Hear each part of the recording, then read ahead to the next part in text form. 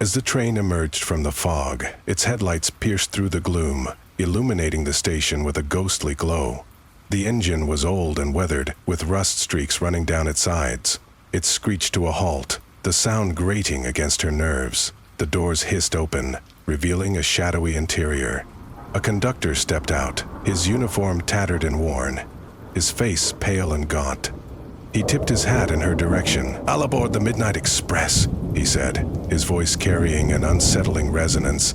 "Destination? Uncertain." Emily hesitated, her instincts screaming at her to turn back, but she had nowhere else to go. Taking a deep breath, she stepped onto the train. The doors closed behind her with a loud thud, sealing her fate. Inside, the train was dimly lit by flickering bulbs hanging from the ceiling. The air was heavy, filled with an almost imperceptible hum that vibrated through her chest. She moved down the narrow aisle, glancing at the passengers. They were a peculiar assortment of people. An elderly man clutching a pocket watch, a woman in a Victorian dress mumbling to herself, and a young boy staring blankly out the window. Each seemed lost in their own world, barely acknowledging her presence. Emily found a seat near the back and sank into it, her suitcase on her lap. The train jolted forward, picking up speed far quicker than she anticipated. She looked out the window, expecting to see the familiar landscape of countryside or city lights. Instead, there was nothing but a swirling black void. It was as if the train was traveling through an abyss. "You shouldn't have come," a soft voice said beside her. Startled, Emily turned to see the boy from earlier. His face was pale, his eyes wide and unblinking. He couldn't have been more than 10 years old, yet his voice carried a weight far beyond his years. "What do you mean?" she asked, her voice trembling. The boy didn't answer. Instead, he turned back to the window, his expression unreadable. Emily felt a chill run down her spine. Something about this train was deeply wrong. Hours seemed to pass, though the train's old clock remained stuck at midnight. Emily watched as the other passengers began to exhibit strange behaviors. The old man with the pocket watch would occasionally mutter in a language she didn't recognize, his eyes darting nervously around the cabin. The woman in the Victorian dress laughed softly to herself, a sound that sent shivers through Emily's body. "Every journey requires a sacrifice," he replied cryptically. "Choose wisely, or the train will choose for you." Emily stumbled back to her seat, her mind racing. What kind of nightmare had she stepped into? The passengers' behaviors grew more erratic. The old man's chanting grew louder, his pocket watch glowing faintly. The Victorian woman's laughter turned into sobs, her dress shifting as though alive. The boy, however, remained eerily calm, watching her intently. "You have to make a choice," he said softly, breaking the silence. "What choice?" Emily asked, her voice barely above a whisper. "Someone has to stay," he replied. "It's the only way the rest of us can move on." Before Emily could respond, the train shuddered violently, the lights flickered, and the air grew thick with a suffocating pressure. Shadows emerged from the walls, their elongated forms twisting and writhing. One by one, the passengers began to vanish, their screams echoing through the cabin.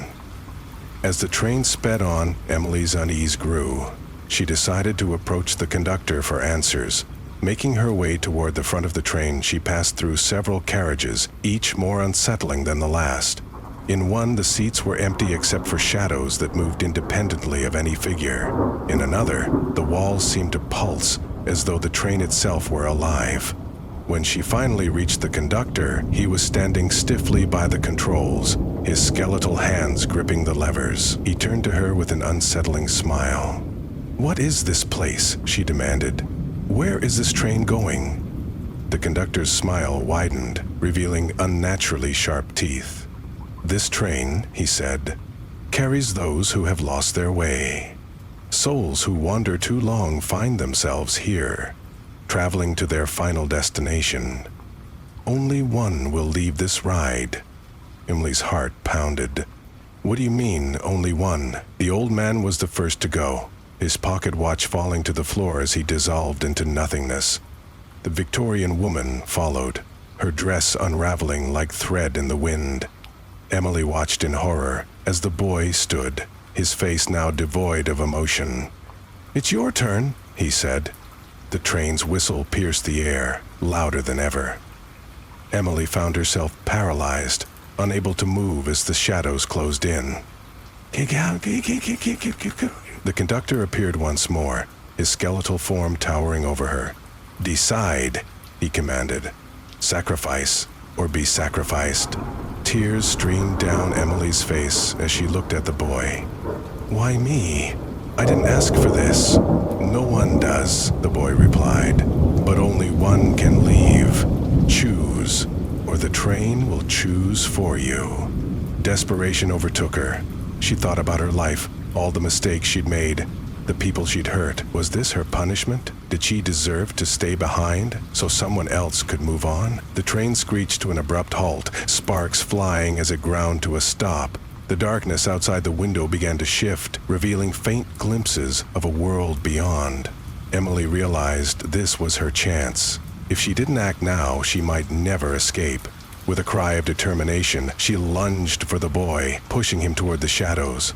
His face twisted in shock and betrayal as the darkness consumed him. The cabin filled with a deafening roar, and the train began to dissolve around her.